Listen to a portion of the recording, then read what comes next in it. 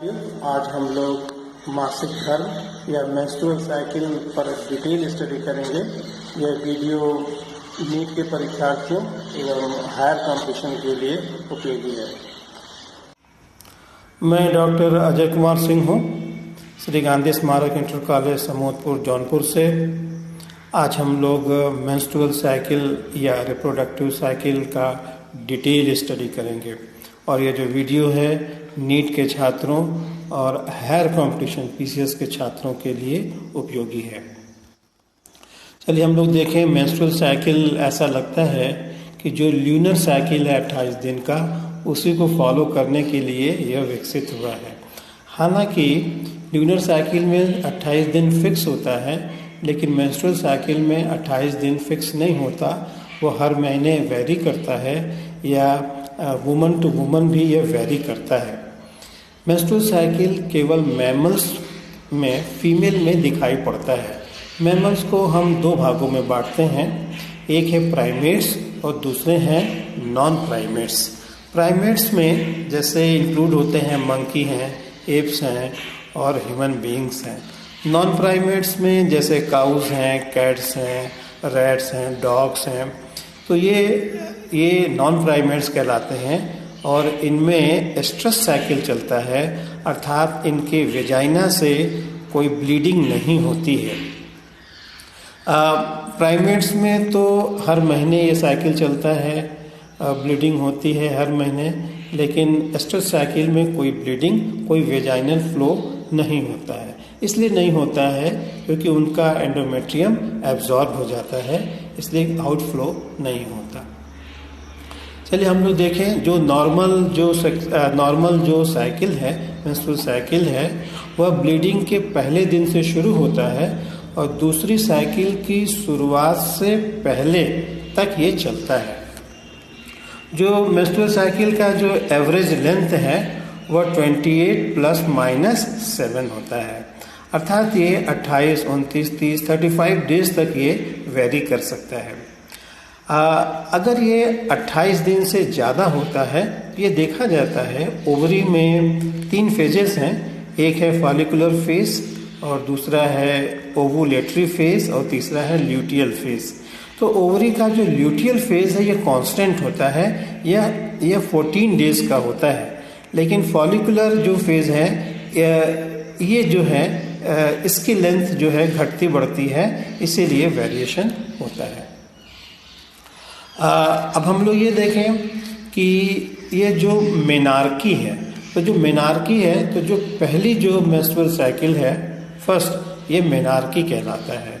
यानी ये, और इसकी एज क्या है? इसकी एज है 12.7 ईयर्स है, अर्थात करीब 13 साल में मेंस्ट्रुअल साइकिल की शुरुआत होती है और एवरेज एज 12.7 ईयर्स है। मेनोपॉज क्या होता है? मेनोपॉज जब मेंस्ट्रुअल साइकिल बंद हो जाता है तो इसे हम मेनोपॉज कहते हैं, और मेनोपॉज का जो ईयर है, जो एज है, यह एवरेज एज आता है 51.4। तो मेनार्की की एज जो है वो 12.7 ईयर्स है। ये मीन है, एवरेज है ये, और मेनोपॉज 51.4 है। तो मेनार्की क्या है? यानी जो पहली जो मेंस्ट्रुअल साइकिल है वो मेनार्की कहलाती है, और जब मेंस्ट्रुअल साइकिल बंद हो जाती है उस स्टेज को हम मेनोपॉज कहते हैं। और जो मेंस्ट्रुअल साइकिल मेंस्ट्रुएशन जो होता है, जो यानी जो ब्लीडिंग की वेजाइना से जो वेजाइनल फ्लो है उसको हम मेंस्ट्रुएशन कहते हैं, वो 3 to 5 डेज का होता है। तो ये 3 to 5 डेज का मेंस्ट्रुअल फ्लो होता है, और इस मेंस्ट्रुअल फ्लो में करीब 35 से 80 ml तक ब्लड जो है ये बाहर आता है।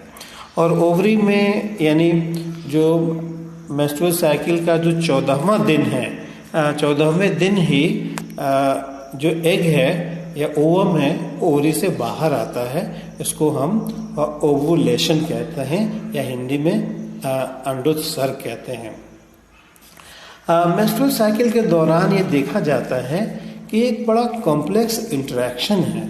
इसमें hypothalamus hypothalamus, pituitary gland, ovary और एंडोमेट्रियम। इन चारों का एक कॉम्प्लेक्स रिएक्शन दरअसल होता है, एक इंटरेक्शन होता है, और ये इंटरेक्शन बेसिकली ये हार्मोन्स के माध्यम से आपस में इंटरेक्शन होता है। आप ये जाने एंडोमेट्रियम क्या है? एंडोमेट्रियम दरअसल ये जो गर्भाशय है या यूटेरस जो है, यूटेरस में 3 लेयर हैं। सबसे बाहर की ओर पेरीमेट्रियम है और बीच में मायोमेट्रियम है, मस्कुलर है, वो कॉन्ट्रैक्शन करता है और बर्थ के समय हेल्प करता है, और अंदर का जो लेयर है वो एंडोमेट्रियम कहलाता है। तो हाइपोथैलेमस जो कि ब्रेन में है, ये एंडोक्राइन ग्लैंड है। पिट्यूटरी भी ब्रेन में है, यह भी एंडोक्राइन ग्लैंड है। और ओवरी और एंडोमेट्रियम, इन चारों का आपस में एक इंटरेक्शन होता है और हार्मोन्स के माध्यम से ये चारों आपस में इंटरेक्शन करते हैं। आप डायग्राम में देख सकते हैं कि ये हाइपोथैलेमस है। हाइपोथैलेमस जो कि ब्रेन में है, ये मास्टर ऑफ ऑल ग्लैंड माना जाता है। यह एक हार्मोन उत्पन्न कर रहा है जिसका नाम है GnRH, गोनाडोट्रोपिन रिलीजिंग हार्मोन। ये जब हार्मोन उत्पन्न करता है तो ये पिट्यूटरी ग्लैंड को अफेक्ट करता है। और पिट्यूटरी ग्लैंड का जो 2 पार्ट है, एंटीरियर पार्ट है और पोस्टीरियर पार्ट है। तो पिट्यूटरी ग्लैंड का जो एंटीरियर पार्ट है उसी को GnRH यानी गोनाडोट्रोपिन रिलीजिंग हार्मोन, ये उसको एक्टिवेट करता है। और फिर पिट्यूटरी ग्लैंड का जो एंटीरियर पिट्यूटरी है वो 2 हार्मोन निकालता है। एक का नाम है LH ल्यूटिनाइजिंग हार्मोन और दूसरे का नाम है FSH या फॉलिकल स्टिमुलेटिंग हार्मोन। इन दोनों हार्मोन को हम गोनाडोट्रोपिन्स भी कहते हैं। अब देखिए, दोनों हार्मोन जब निकलता है, ब्लड में आता है, तो ये ओवरी के ऊपर अपना ये प्रभाव डालते हैं। तो ओवरी के अंदर फॉलिकल्स का डेवलपमेंट होने लगता है, और फॉलिकल्स का जब डेवलपमेंट होगा तो फॉलिकल्स क्या काम करते हैं कि एस्ट्रोजन नामक एक दूसरा हार्मोन बनाना शुरू करते हैं। तो जो फॉलिकल्स में कुछ खास प्रकार के सेल्स होती हैं जिसे हम कहते हैं ग्रेनुलोसा सेल्स। तो ग्रेनुलोसा सेल्स हैं या थीका सेल्स हैं, ये दोनों मिल करके एस्ट्रोजन हार्मोन का प्रोडक्शन करते हैं। और फॉलिकल से जब अंडा बाहर आ जाता है यानी ओवम बाहर आ जाता है, यानी ओवुलेशन की जब क्रिया हो जाती है, तो वही जो फॉलिकल का जो रिमेनिंग पार्ट है वो कार्पस ल्यूटियम में चेंज हो जाता है और फिर वो दूसरा हार्मोन प्रोड्यूस करने लगता है जिसका नाम है प्रोजेस्टेरॉन। तो अब आप देखें कि ये जो एस्ट्रोजन और प्रोजेस्टेरॉन है, ये दोनों, इनकी मात्रा जब शुरू में कम होती है तब ये पिट्यूटरी ग्लैंड के ऊपर और हाइपोथैलेमस ग्लैंड के ऊपर एक पॉजिटिव एक इफेक्ट डालते हैं ताकि अधिक से अधिक GnRH प्रोड्यूस हो, अधिक से अधिक LH और FSH प्रोड्यूस हो। इस तरीके से इनका एक पॉजिटिव इफेक्ट होता है। और जैसे ही एस्ट्रोजन और प्रोजेस्टेरॉन की मात्रा बढ़ जाती है, आप इस डायग्राम में यहाँ देख सकते हैं कि फिर ये पिट्यूटरी ग्लैंड और हाइपोथैलेमस के ऊपर एक नेगेटिव इफेक्ट डालती हैं ताकि LH और FSH का प्रोडक्शन जो है वो कम हो जाए। इस तरीके से ये जो है हार्मोन के माध्यम से एक दूसरे के ऊपर क्या करती हैं, कंट्रोल करती हैं। फिर आप आगे डायग्राम में देखिए तो ये जो एस्ट्रोजन और प्रोजेस्टेरॉन है ये यूटेरस के ऊपर अपना प्रभाव डालते हैं। यूटेरस में खास करके जो एंडोमेट्रियम है, सबसे आंतरिक जो लेयर है, उसके ऊपर प्रभाव डालते हैं और उसको वो मेंटेन करते हैं। यानी ये दोनों हार्मोन जब इनकी मात्रा अधिक होती है तो एंडोमेट्रियम यानी जो आंतरिक जो लेयर है गर्भाशय का वो बन जाता है, यानी उसकी थिकनेस बढ़ जाती है। और एस्ट्रोजन और प्रोजेस्टेरॉन की मात्रा जब घट जाती है तो एंडोमेट्रियम शेड हो जाता है, वो टूट करके अलग हो जाता है और एक वेजाइनल फ्लो होने लगता है। चलिए हम लोग आगे देखें कि ओवरी में दरअसल एक साइकिल है और यूटेरस में भी एक साइकिल है। ओवरी में जो साइकिल है वो तीन भागों में बांट सकते हैं। पहला है फॉलिकुलर फेज और दूसरा है ओवुलेटरी फेज, तीसरा है ल्यूटियल फेज। इसी तरीके से आप यूटेरस में भी देख सकते हैं ये जो साइकिल है ये खास करके एंडोमेट्रियम के लिए है। मेंस्ट्रुएशन है, मेंस्ट्रुएशन मतलब जब ये जो एंडोमेट्रियम है ये टूट जाता है और वो ब्लीडिंग होने लगती है। और दूसरा फेज है प्रोलिफरेटिव फेज। प्रोलिफरेटिव फेज में ये देखा जाता है कि जो एंडोमेट्रियम की थिकनेस बढ़ने लगती है और यह एस्ट्रोजन हार्मोन की वजह से होता है। और तीसरा है सेक्रेटरी फेज। सेक्रेटरी फेज में क्या होता है कि उसमें ग्लैंड्स बन जाते हैं, सिंपल ग्लैंड्स का डेवलपमेंट हो जाता है और वो एक सिक्रीशन प्रोड्यूस करने लगती हैं जिसमें कि ग्लाइकोजन काफ़ी मात्रा में होता है। तो इस तरीके से 3 फेजेस हैं और सेक्रेटरी फेज को खास करके प्रोजेस्टेरॉन हार्मोन इसको कंट्रोल करता है। चलिए अब हम लोग अगले डायग्राम में देखते हैं कि तीनों साइकिल कैसे हैं। अब आप ये देख सकते हैं ये ओवरी के तीनों साइकिल इस डायग्राम में शो हो रहे हैं। तो पहला है फॉलिकुलर फेज, दूसरा है ओवुलेशन यानी ओवुलेटरी फेज और तीसरा है ल्यूटियल फेज। तो फॉलिकुलर फेज में आप देखिए कि फॉलिकुलर फेज में फॉलिकल का डेवलपमेंट हो रहा है। अब आप यहाँ देख सकते हैं कि ये फॉलिकल्स का डेवलपमेंट हो रहा है, तो ये फॉलिकल्स का फॉर्मेशन हो रहा है। तो primary follicle, secondary follicle, tertiary follicle और मैच्योर फॉलिकल।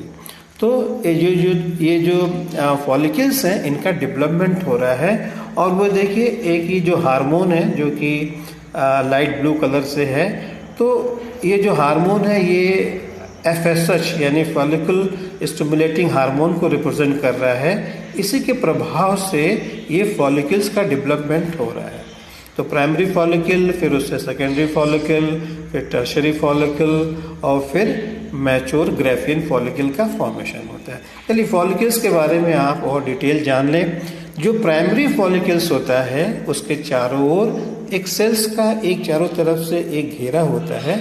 उन सारी सेल्स में ग्रेन्यूल्स पाए जाते हैं, इसीलिए उन्हें हम ग्रेनुलोसा सेल्स कहते हैं। ये जो ग्रेनुलोसा सेल्स हैं उनका एक लेयर होता है। सेकेंडरी फॉलिकल में ग्रेनुलोसा के कई लेयर्स होते हैं और एक नया लेयर थेका लेयर्स बन जाता है, थेका सेल्स का लेयर बन जाता है। थेका सेल्स और ग्रेनुलोसा सेल्स ये इम्पॉर्टेंट है क्योंकि ये दोनों मिल करके ही ये एस्ट्रोजन हार्मोन का फॉर्मेशन ये करते हैं।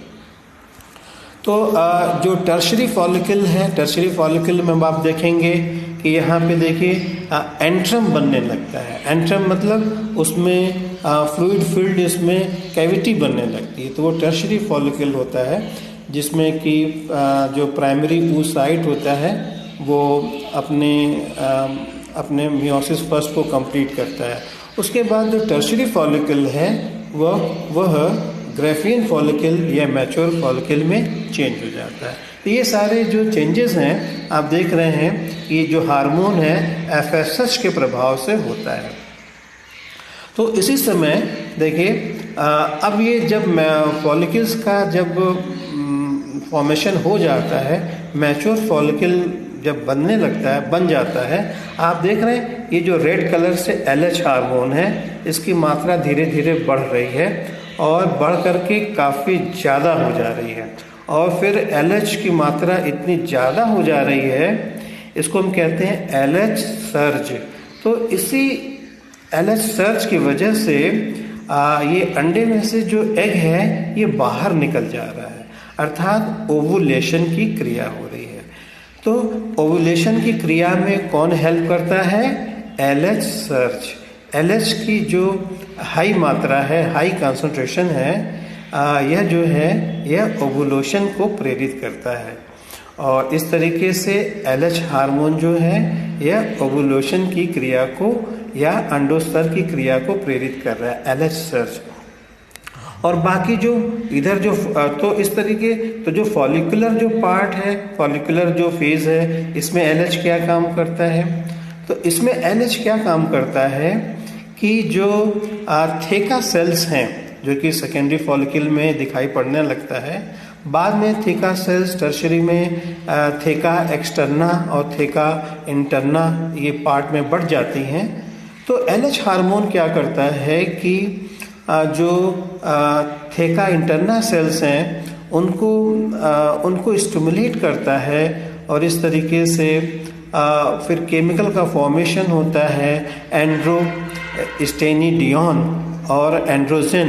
ये 2 केमिकल बनते हैं थेका इंटरना सेल्स में, जो कि वहाँ से निकल करके ग्रेनुलोसा सेल्स में जाती हैं और फिर ग्रेनुलोसा सेल्स एस्ट्रोजन हार्मोन का फॉर्मेशन करता है।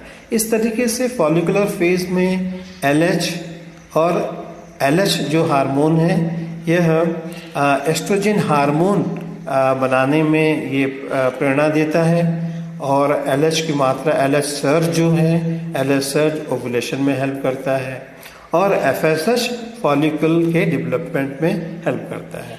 अब चलिए हम लोग आगे चलते हैं, ल्यूटियल फेज की तरफ बढ़ते हैं।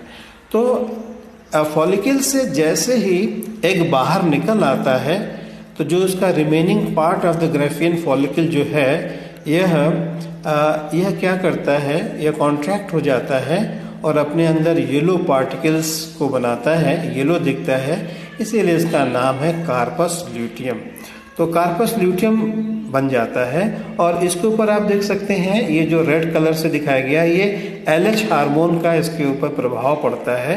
फिर ये जो कार्पस ल्यूटियम है ये एक हार्मोन प्रोड्यूस करने लगता है जिसका नाम है प्रोजेस्टेरॉन हार्मोन।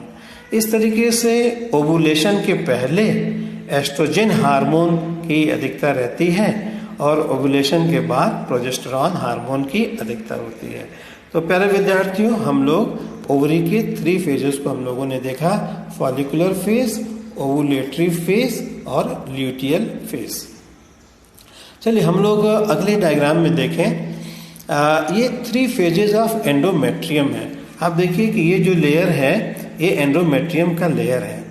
एंडोमेट्रियम में आप देखें कि जब मेंस्ट्रुएशन होता है अर्थात जब ब्लीडिंग होती है तो ये जो मोटा लेयर है ये टूट करके एकदम थिन हो जाता है। अब इस बात का ख्याल करें कि जो एंडोमेट्रियम है दरअसल उसका जो लेयर है पूरा का पूरा समाप्त नहीं होता है। एंडोमेट्रियम का जो भीतर का लेयर है जिसे हम स्ट्रेटम बेसिलिस कहते हैं वो बचा रहता है। इसीलिए तो फिर ये स्ट्रेटम बेसिलिस के ऊपर फिर प्रोलिफरेशन हो जाता है, उसके ऊपर फिर जो नया लेयर है फिर बन जाता है।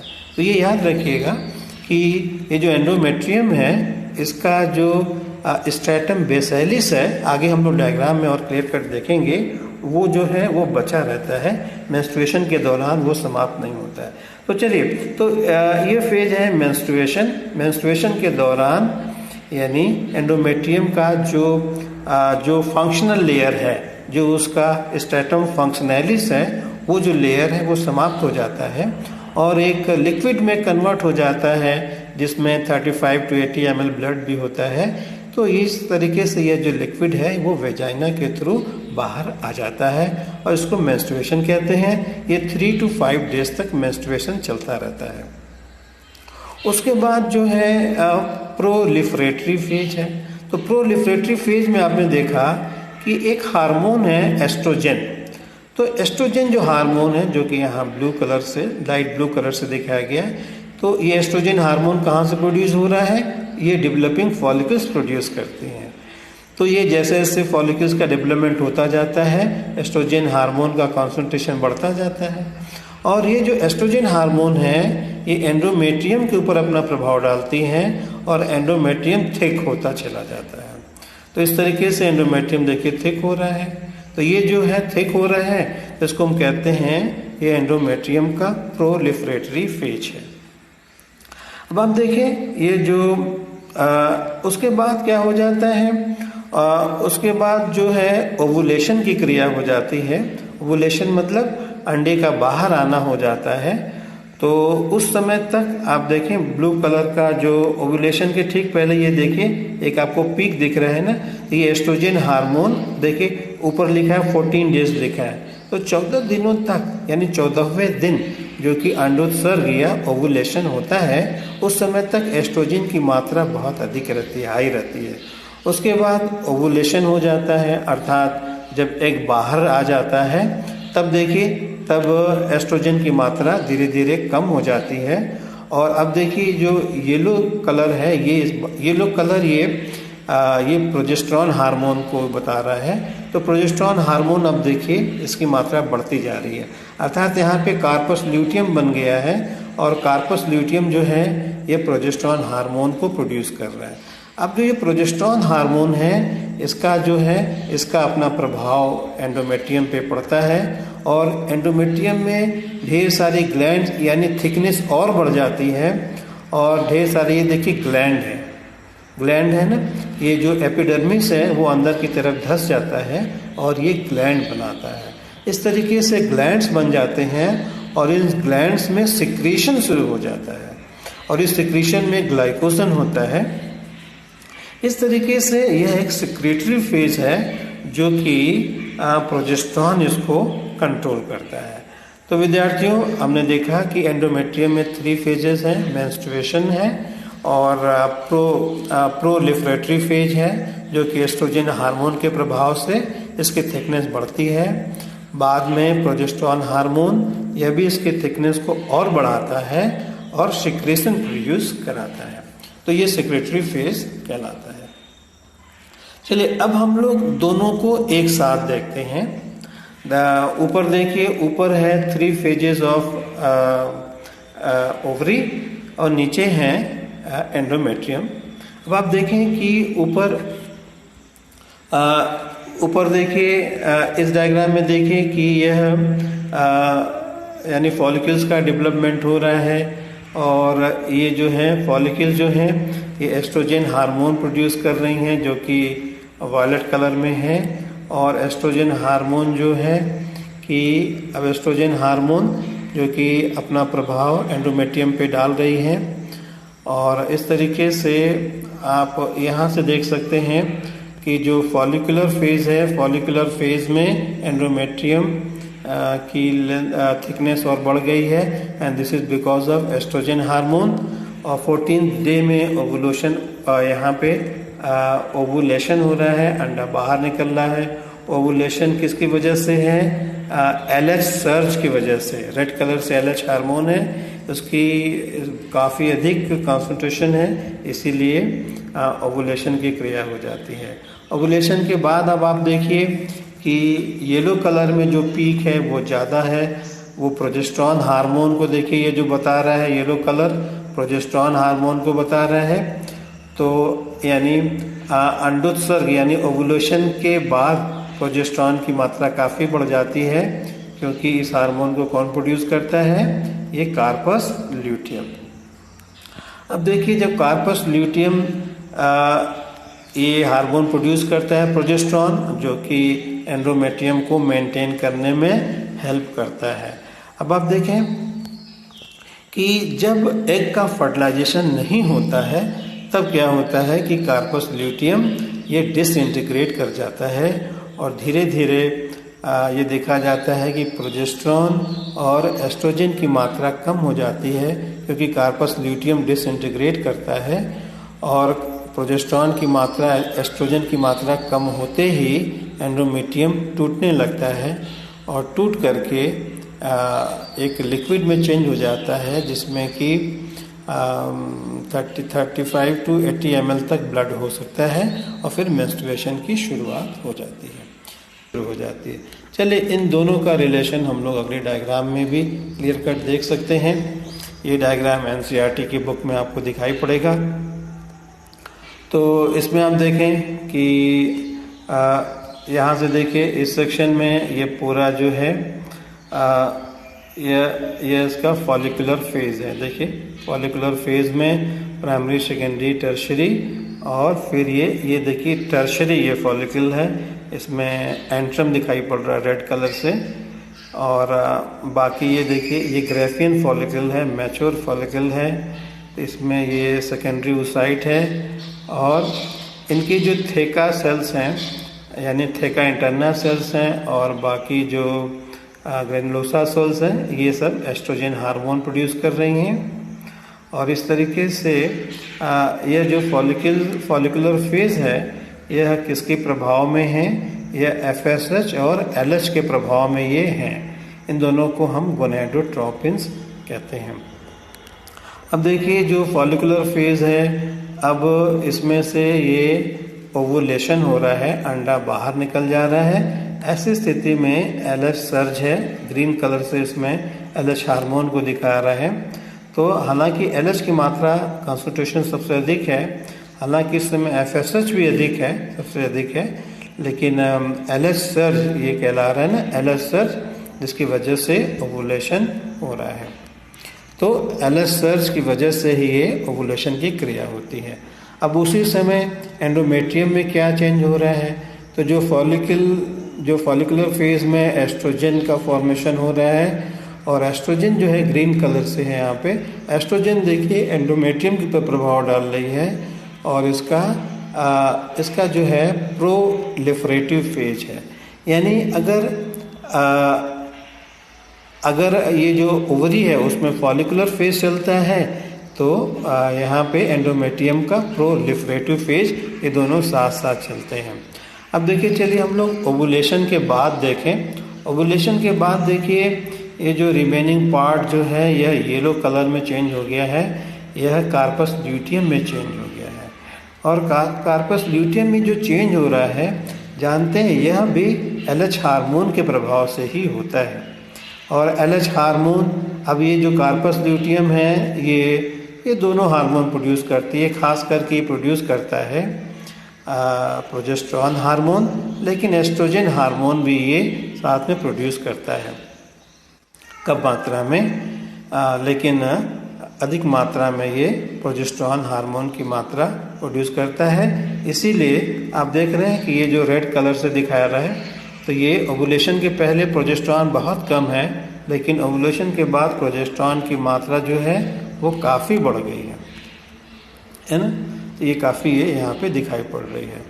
तो बच्चों, इस तरीके से यह ओवरी और एंडोमेट्रियम का ये इंट्रैक्शन दिखाया जा रहा है। और अब आप देखें, इस डायग्राम में आप देख सकते हैं कि यह जो पिंक कलर है और ये जो ग्रीन कलर है, ये दोनों पार्ट एंडोमेट्रियम का है। तो जब मेंसेस होता है तो ऊपर का पार्ट जो है, जिसका नाम है, देखिए यहाँ पे है स्ट्रैटम फंक्शनैलिस। तो ये स्ट्रैटम फंक्शनैलिस ये लेयर है, ग्रीन लेयर है, यही एक्चुअली मेंस्ट्रुएशन के दौरान ये शेड ऑफ हो जाता है। बाकी स्ट्रैटम जो बेसाइलिस है ये बचा हुआ रहता है, इसीलिए तो इसके ऊपर फिर से नया लेयर यानी स्ट्रैटम फंक्शनैलिस का नया लेयर ये बन जाता है। इस तरीके से आप यहाँ देखिए लिखा है, देख सकते हैं कि during menstruation only stratum functionalis of endometrium is lost. इसमें और एडवांस स्टडी देख सकते हैं। आप इस डायग्राम में देख सकते हैं कि थेका सेल्स हैं और ये ग्रेनुलोसा सेल्स हैं। इसके नीचे येलो कलर में ग्रेनुलोसा सेल्स हैं ये। तो थेका सेल्स में क्या होता है, ये थेका सेल्स में दोनों हार्मोन ये देखिए ये काम कर रही हैं। पहले तो थेका सेल्स में एलएच काम करता है और कोलेस्ट्रॉल नामक केमिकल को ये चेंज कर देता है एंडोस्टेनिडियोन में और टेस्टोस्टेरॉन में चेंज कर देता है। तो एंडोस्टेनिडियोन और टेस्टोस्टेरॉन ये दोनों ग्रेनुलोसा सेल्स में जा रही हैं, देखिए यहाँ से ये जा रही हैं, और फिर ये एस्ट्रोन और एस्ट्रेडियोल में ये कन्वर्ट हो जाती है और यह काम एफएसएच करता है। तो आपने देखा कि थेका सेल्स और ग्रेनुलोसा सेल्स दोनों ज़रूरी है एस्ट्रोजन हार्मोन के प्रोडक्शन करने में। इस तरीके से दोनों हार्मोन, दोनों सेल्स यानी थेका सेल्स और ग्रेनुलोसा सेल्स की सहायता से ये एस्ट्रोन और एस्ट्रेडियोल, एस्ट्रोन भी एक एस्ट्रोजन हार्मोन है, वीक एस्ट्रोजन हार्मोन है, और एस्ट्रेडियोल तो एक स्ट्रॉन्ग हार्मोन है। इस तरीके से आपने देखा कि देखिए यहाँ पे मैं पढ़ दे रहा हूँ। फॉलिकल्स में there are 2 types of cells involved in the processing of steroid hormones. तो यानी जो एस्ट्रोजन है और प्रोजेस्टेरॉन है ये दोनों स्टेरॉयड हैं, जबकि एलएच और एफएसएच ये दोनों वास्तव में ग्लाइकोप्रोटीन है। और इस तरीके से there are the theca and the granulosa cells and these cells are involved in the production of steroid hormones, and that is that is estradiol, estrone, या you can say estrogen and progesterone. So estrogen and progesterone are steroid hormone, whereas LH and FSH are glycoproteins in nature. Now this slide shows about pituitary gland. Inhibin and activin are the peptide hormones produced by granulosa cells in the ovaries. दो hormone और हैं जिनका नाम है inhibin और activin. Inhibin क्या करता है कि यह फॉलिकल स्टिमुलेटिंग हार्मोन या एफएसएच के सिक्रीशन को कम करता है, जबकि एक्टिविन एफएसएच के सिक्रीशन को क्या करता है, बढ़ाता है. देखिए आगे लिखा है inhibin inhibits pituitary FSH secretion और वेयरएज एक्टिविन स्टिमुलेट्स एफएसएच. तो इस तरीके से ग्रेनुलोसा सेल्स दो हार्मोन और प्रोड्यूस करती हैं जो कि कंट्रोल करने में सहायता करती हैं. तो बच्चों ये इनहिबिन और एक्टिविन ये ग्रेनुलोसा सेल प्रोड्यूस करती हैं और ये एफएसएच की सिक्रेशन को बढ़ाती हैं और घटाती हैं. एक्टिविन बढ़ाती है और जबकि इनहिबिन घटाती है. चलिए हम लोग इस डायग्राम में देखें. ये बहुत इम्पोर्टेंट है कि जब फॉलिकुलर फेज के समय जब एस्ट्रोजन का प्रोडक्शन होता है, उसी समय एस्ट्रोजन क्या काम करता है कि आप इस डायग्राम में देखें कि एक स्ट्रक्चर है सर्विक्स. तो जो सर्विक्स है, सर्विक्स में म्यूकस होता है और वो म्यूकस बहुत ही विसिड और थिक होता है और उसमें से जो स्पर्मेटोजोआ हैं वो उसमें से होकर के पास नहीं कर सकते. तो जब पास नहीं कर सकते हैं तो फर्टिलाइजेशन भी नहीं होगा. तो स्पर्मेटोजोआ जब अंदर आ ही नहीं सकते तो फर्टिलाइजेशन नहीं होगा. इसलिए देखा जाता है कि जब फॉलिकुलर फेज होता है और जब एस्ट्रोजन हार्मोन का फॉर्मेशन होता है, ऐसे समय में ये देखा जाता है कि एस्ट्रोजन हार्मोन क्या काम करता है. ये डायग्राम में आप देखिए, कर्सर मेरा चल नहीं रहा है. इस डायग्राम में आप देखें कि ये जो सर्वाइकल कैनाल है इसमें एक थिक म्यूकस होता है तो और ये विसिड होता है, इसमें से स्पर्मेटोजोआ नहीं जा सकते. तो फॉलिकुलर फेज में जो एस्ट्रोजन हार्मोन जो होता है वह इसके ऊपर प्रभाव डालता है और इसको ढीला कर देता है, लूज कर देता है और इतना लूज कर देता है कि इसमें से स्पर्मेटोजोआ आसानी से जा सके, तभी तो फर्टिलाइजेशन हो पाएगा. तो और यह जो प्रोसेस है यह कहलाता है स्पिन बारकेट. तो इस तरीके से यह जो चेंज है यह कहलाता है स्पिन बारकेट. तो इस तरीके से एस्ट्रोजन हार्मोन का एक और प्रभाव है सर्वाइकल म्यूकस पे जो कि बहुत इम्पोर्टेंट है और ये जो चेंज है वो स्पिन बारकेट कहलाता है. तो इस तरीके से हम लोगों ने